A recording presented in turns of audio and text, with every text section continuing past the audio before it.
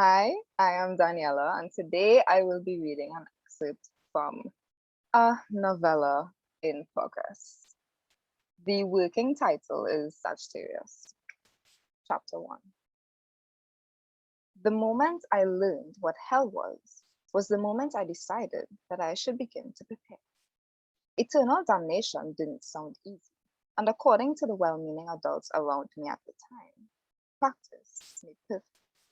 So that's what I decided to practice. My ingenious plan to trick the divine system of soul assortment began with my appeals for hot tea. Tea had never made sense to me before then. I couldn't quite understand how people enjoyed consuming scorching hot leaf juice that left their tongues for dead.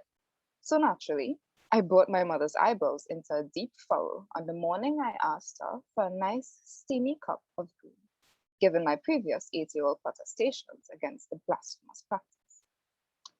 Tea? She asked, hardly believing her ears. Yes, tea, please. I'm turning over a new leaf. Get it? Leaf?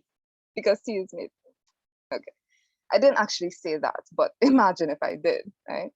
Anyway, point is, the mechanics of my underdeveloped noggin deduced that getting myself accustomed to heat immediately would just make hell seem like one big yawn, effectively foiling God's age-old recipe for punishment. I had it all worked out.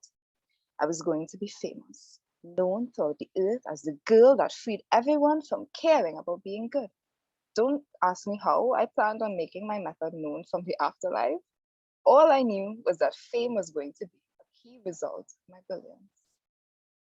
In retrospect, I think I'll call that plan Operation Persephone.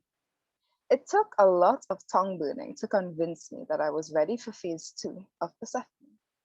While basking in whatever small comforts home had to offer after a return from a particularly unsettling Christmas Eve sermon, I'd been observing my mother bustling about the kitchen for a little more than 2 minutes before the ringing house phone caught her attention.